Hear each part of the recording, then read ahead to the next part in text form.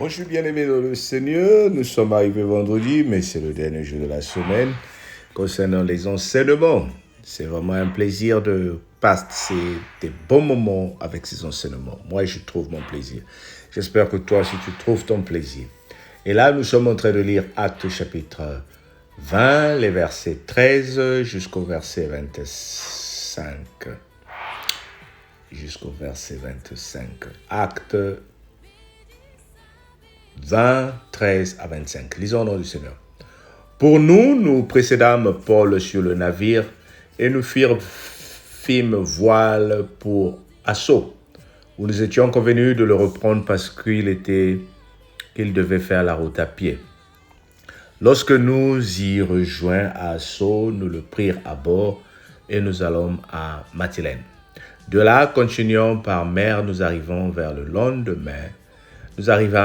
lendemain vis-à-vis de Chio.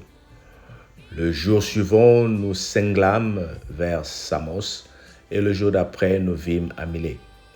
Paul avait résolu de passer devant Éphèse sans s'y arrêter, afin de ne pas perdre le temps en Asie, car il se hâtait pour se trouver, si cela était possible, à Jérusalem, le jour de la Pentecôte. Cependant, de Milet, Paul envoya chercher à Éphèse des anciens de l'Église. Lorsqu'ils furent arrivés vers lui, il leur dit: « Vous savez de quelle manière, depuis le premier jour où je suis rentré en Asie, je me suis sans cesse conduit avec vous, servant le Seigneur en toute humilité, avec larmes et au milieu des épreuves qui me suscitaient des embûches des Juifs. Vous savez que je n'ai rien caché de ce qui vous était utile, et je n'ai pas craint de vous prêcher et de vous enseigner publiquement dans les maisons, annonçant aux Juifs et aux Grecs la repentance envers Dieu et la foi en notre Seigneur Jésus-Christ. Maintenant, voici lié par l'Esprit, je vais à Jérusalem, ne sachant pas ce qui m'y arrivera. Seulement de ville en ville, l'Esprit Saint m'avertit que les liens et des tribulations m'attendent.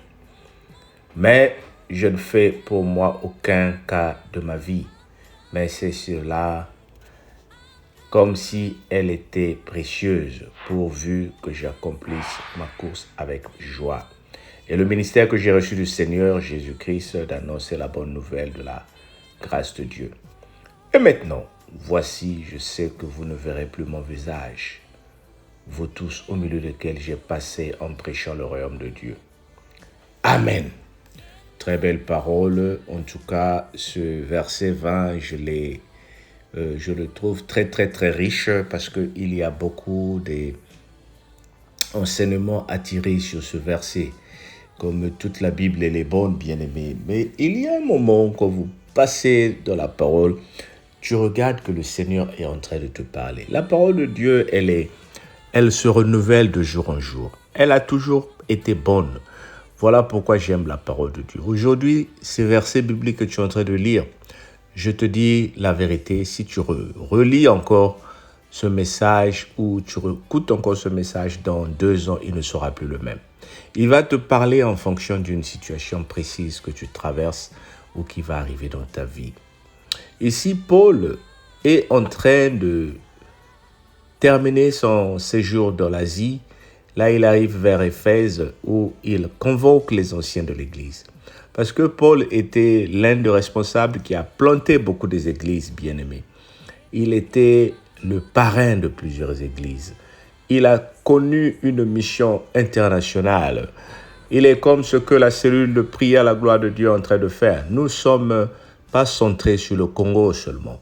Nous sommes centrés sur le monde entier. Voilà pourquoi les membres de la cellule, il y a notre sœur qui est au Cameroun, qui nous aime et qui suit souvent, notre sœur Gaëlle, un petit coucou à toi.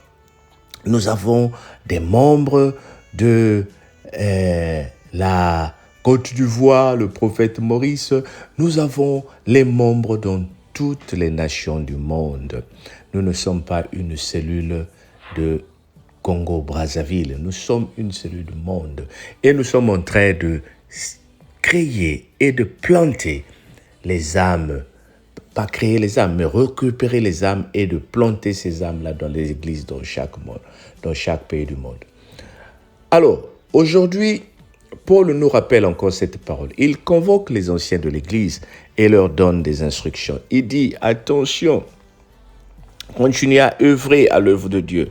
Laissez-moi prier pour vous et vous donner encore ce courage-là, ce zèle de prêcher la parole de Dieu. Mais je m'en vais à Jérusalem. Je me hâte d'aller à Jérusalem pour passer la Pentecôte. Mais je ne sais pas ce qui m'attend. Chaque fois, l'Esprit me prévient qu'il y a des tribulations qui m'attendent. Oh bien-aimé, là, je parle à une personne. L'Esprit te prévient qu'il y a des tribulations qui t'attendent. L'Esprit de Dieu doit te parler, bien-aimé. Lorsqu'un malheur va arriver dans ta vie, l'Esprit va te prévenir. Lorsqu'un problème va arriver, l'Esprit va te prévenir. Cela ne veut pas dire que Dieu va écarter tout ce qui est comme problème pour nous.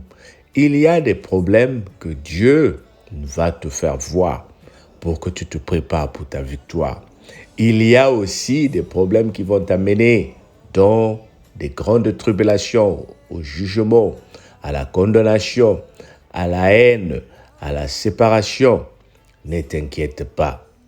Comme cette chanson que j'étais en train d'écouter toute la journée qui nous dit les attaques et les combats qui nous arrivent la journée, c'est parce que la nuit, ils ont cherché, on ne t'a pas trouvé.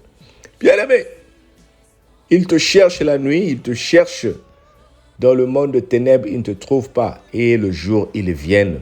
Sans problème, ils commencent à te menacer. Mais Dieu te prévient que quand cette tribulation arrive, tu es victorieux au nom de Jésus. Paul est en train de dire ici, qu'à cela ne tienne, ma vie n'est pas précieuse. Waouh!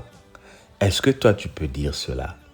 Que ta vie n'est pas précieuse? Bien-aimé, ta vie n'est pas précieuse. Ta vie appartient à Dieu. Ta vie est entre les mains de Dieu. Je ne peux pas aujourd'hui sacrifier les moments de Dieu pour dire que ta vie est plus précieuse. Je veux te partager un témoignage. Tu sais, moi j'aime les témoignages. Ça fortifie ma vie et ça fortifie la vie aussi d'autres personnes. Il y a une sœur qui priait avec nous, qui cherchait un enfant pendant plusieurs jours. Pendant plusieurs mois, elle n'avait pas l'enfant. Mais quand elle a eu l'enfant, pendant que l'enfant a eu ses 3 mois, on lui demandait à la sœur si elle pouvait reprendre ses prières. Elle disait non, comme c'est l'hiver, je ne peux pas sortir, l'enfant va attraper un coup de froid. Petit à petit, elle a pris goût. Ah, vous savez, papa, là, je ne peux pas venir à la prière. Je ne peux pas venir à l'église. L'enfant, il faut que je protège l'enfant. J'attends que l'enfant grandisse. Bien-aimé, Dieu ne peut pas te donner une bénédiction pour t'écarter de sa vie. Ta vie n'est pas plus précieuse que Dieu. Dieu ne peut pas te donner. Tu ne peux pas manquer les prières à cause du travail. Tu ne peux pas manquer les prières à cause des enfants. Il faut que tu t'adaptes en fonction de tout cela. Dis plutôt, je vais me rattraper. Oui, je finis en retard. Je vais suivre la prière en différé. Surtout que nous avons la grâce maintenant de revoir les prières sur Internet. Au milieu de la nuit, cette femme-là, elle dormait. Elle a entendu une voix lui dire, comme cet enfant-là t'empêche maintenant de prier, je vais te le reprendre. Oh bien-aimé, elle s'est sursautée de son lit.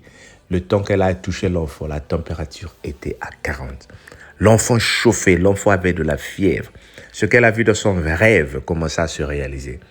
Elle a paniqué, elle a appelé les hommes de Dieu. Nous avons prié pour elle. Et tout de suite, l'enfant avait retrouvé sa santé. Le lendemain, la prière commençait à 19h. Dès 17h30, elle était devant l'église. Elle dit, et y en a boutou, et y en a mouille, qu'il y neige, qu'il y tombe, qu'il y pleuve, je ne manquerai plus l'église. Bien-aimé, l'enfant, c'est Dieu qui te le donne. Le travail, c'est Dieu qui te le donne. Ne privilège pas ce que le Seigneur t'a donné pour dire que je ne veux plus prier. Continue à prier. Pendant que tu sors le matin, même si la vidéo du jour ou le message du jour n'est pas disponible, écoute celui d'hier. Continue à privilégier Dieu. Avale la parole de Dieu. Vous savez, en écoutant la parole de Dieu le matin, ça t'équipe. Ça te donne la force. Quand tu vas arriver au travail, si tu trouves un problème, tu vas au moins utiliser la parole de Dieu. Elle est forte, la parole de Dieu. Elle enseigne, elle équipe, elle donne une puissance. Oh, je prie au nom de Jésus que le zèle de la parole de Dieu rentre en toi. Je prie au nom de Jésus que la main de Dieu te sauvegarde. Alors laisse-moi prier pour toi. Mets juste ta main sur le cœur. Père éternel, je te prie pour cette personne qui m'a écouté ce matin. Je te confie son vendredi, je te confie son week-end. Je déclare au nom de Jésus que la grâce de Dieu, qui surbonde toutes choses, soit dans sa vie et qu'elle vive un bon week-end. Ton miracle est devant toi. Au nom de Jésus-Christ, notre Seigneur et Sauveur. Amen. Écoute, bon week-end. Ne reste pas comme ça sans écouter la parole de Dieu. Tu peux nous suivre samedi en écoutant les anciennes vidéos. Ou tu peux suivre le culte en direct. Dimanche, nous prêcherons et nous serons avec les bien-aimés de l'église de Stoke Newton. Tu peux suivre la prédication en te connectant à partir de 12h30 heure de Paris ou 11h30 heure de Londres. Tu pourras suivre la prédication enseignée par Papa Alain. Mais ça sera en anglais. Que le Seigneur te bénisse et sois béni au nom de Jésus. On se dit à lundi ou à dimanche pour certaines personnes. Sois béni au nom de Jésus.